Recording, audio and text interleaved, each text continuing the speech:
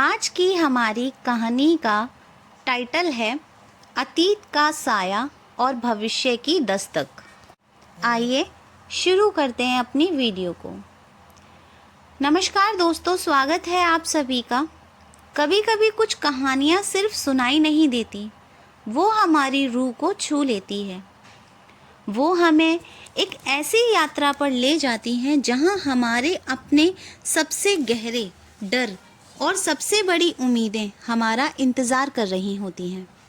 आज मैं आपको एक ऐसे सफ़र पर ले जा रही हूँ जहाँ एक टूटी हुई घड़ी ने एक ऐसे रहस्य को जन्म दिया है जिसने एक पूरे परिवार का वर्तमान और भविष्य हमेशा के लिए बदल दिया है। ये कहानी है देव की। देव जो अब एक बड़ा शहर का सफल आर्किटेक्ट है, लेकिन जिसके दिल के एक कोने में एक पुराना धूल भरा गांव और एक अधूरा वादा छिपा है। एक वादा जो उसने 20 साल पहले अपनी दादी से किया था। उसकी दादी जिनके पास एक अजीब सी ताकत थी कि वे अतीत की टूटी कड़ियों को जोड़ना जानती हैं। एक रात देव को एक गुमनाम चिट्ठी मिलती है। चिट्ठी में बस 2 शब्द लिखे थे, घड़ी रुकी है। देव जानता था ये किसी साधारण घड़ी की बात नहीं है, ये उसकी दादी की पुरानी पीतल की पॉकेट वॉच है, जो कहा जाता है कि तभी रुकती थी जब परिवार पर कोई बड़ा रहस्य या संकट आने वाला होता था। वो घड़ी जिसके बारे में दादी कहती थी, बेटा जब तक ये घड़ी चलती है तब तक तुम्हारा समय तुम्हारे काबू में है। जब ये रुक जाए तो समझ लेना अतीत तुम्हें बुला रहा है। देव उसी रात गांव लौटने का फैसला करता है और यहीं से शुरू होती है हमारी कहानी, अतीत का साया और भविष्य की दस्तक। गांव की खामोशी और पहला रहस्य। देव गांव पहुंचता है। गांव शांत है, हद से ज़्यादा शांत। उसका पैतृक घर खंडर की तरह खड़ा है। अंदर सब कुछ वैसा ही है जैसा वो छोड़ कर गया था, सिवाय एक चीज़ के, दादी की कुर्सी पर रखी रुकी हुई पॉकेट वॉच। घड़ी को करीब से देखने पर देव को पता चलता है कि ये टूटी नहीं है, बल्कि इसके अंदर का छोटा सा लीवर जानबूझकर जाम किया गया है।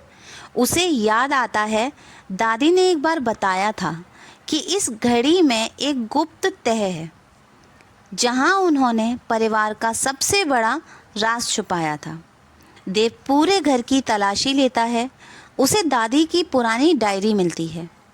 पहले पन्ने पर एक ही लाइन लिखी थी, समय को तभी रोको जब सच को दबाना हो। डायरी के पन्ने फटे हुए थे, लेकिन बीच बीच में एक सूखा हुआ फूल और एक अधूरी तस्वीर मिलती है। तस्वीर में एक जवान लड़का है जिसके चेहरे पर चोट के निशान हैं और वो देव जैसा दिखता है, लेकिन वो देव नहीं है। ये कौन है? ये तस्वीर अधूरी क्यों है? और इस पर 1971 क्यों लिखा है? देव बहुत ही ज़्यादा भ्रम में, कन्फ्यूज़न में आ गया। देव गांव के सबसे बूढ़े आदमी काका जी से मिलता है। काका जी देव को देखकर चौंक जाते हैं। तुम तो बिल्कुल उस जैसे दिखते हो। अब देव ने पूछा, कौन काका जी? वो तस्वीर में कौन है? काका जी बड़ी घबराहट के साथ बोलते हैं, वो साया था। तुम्हारे चाचा प्रताप मर चुका है। 1971 में एक हादसे में तुम्हारी दादी ने ये राज जिंदा दफन कर दिया था। काका जी बताते हैं कि प्रताप की मौत एक हादसा नहीं, बल्कि एक गहरा राज था, जिसे दबाने के लिए दादी ने अपनी घड़ी रोक दी थी। देव को समझ आता कि घड़ी का रुकना प्रतीकात्मक नहीं बल्कि शाब्दिक था। दादी ने जानबूझकर उस समय को रोक दिया था जिस समय पर प्रताप की मौत हुई थी। देव वापस घर आता है और घड़ी को ध्यान से देखता है। वो गुप्त तह को ढूंढ लेता है। अंदर एक चिट्ठी और एक पुराना टेप रिकॉर्डर मिलता है। चिट्ठी में दादी ने लिखा था, सच बेटा हमेशा समय से ज़्यादा कीमती होता है। इस टेप को तभी सुनना जब तुम बदला लेने के लिए तैयार हो। देव टेप चलाता है। टेप पर प्रताप की और एक अनजानी आवाज़ की लड़ाई रिकॉर्ड है। प्रताप की आवाज़ में सुनाई देता है, मुझे जाने दो, मैंने कुछ नहीं किया। दूसरी साइड से अननोन व्यक्ति की आवाज़ होती है, अनजान व्यक्ति की आवाज़ सुनाई देती है, तुमने मेरा राज जान लिया है, अब तुम्हें खामोश रहना होगा। देव की टेप की आवाज़ और काका जी की बातों को मिलाकर देव को पता चलता है कि प्रताप की मौत के पीछे गांव का सबसे अमीर और प्रभावशाली व्यक्ति चौधरी साहब का हाथ था। चौधरी साहब एक ऐसे सरकारी ज़मीन घोटाले को छुपाने के लिए प्रताप को मार दिया था और दादी ने अपने बेटे की मौत का राज दबाने के लिए घड़ी को रोक दिया था। चौधरी साहब से समझौता कर लिया था ताकि परिवार सुरक्षित रहे। देव के मन में द्वंद्व जो है वो शुरू हो चुका था। क्या वो अपने शांत जीवन को बरकरार रखे जैसे दादी चाहती थी, या फिर 20 साल पुराने सच को उजागर करके न्याय करें। देव बड़े दर्द भरे आवाज़ में सोचता और बोलता है, दादी आपने घड़ी रोकी लेकिन आप समय को नहीं रोक पाई। अब 20 साल बाद आपका पोता इस घड़ी को फिर से चलाएगा। देव चौधरी साहब के पास गया।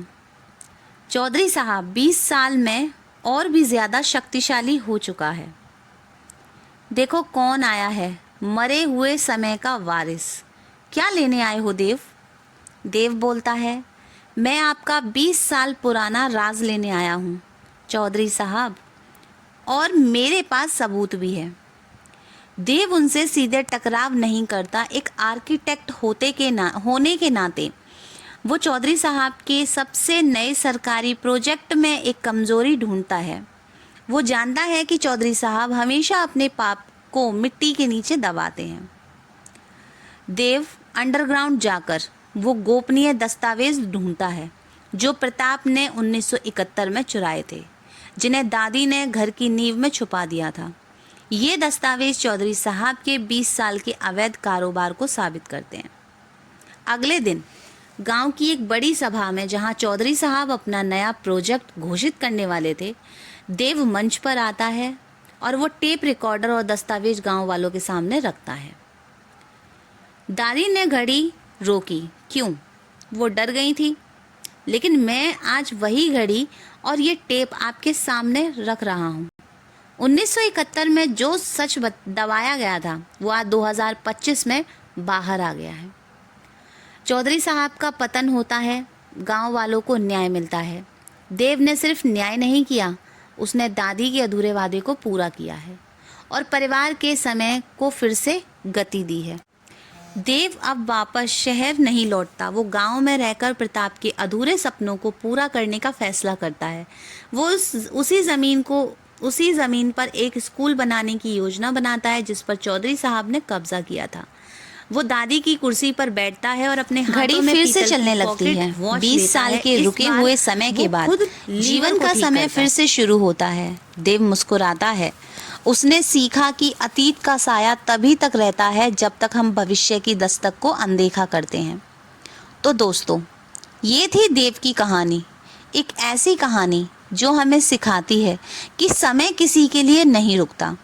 अगर आपके जीवन में भी कोई रुकी हुई घड़ी है तो अधूरा सच है, तो याद रखिए, साहस ही वो चाबी है जो उस घड़ी को फिर से चला सकती है।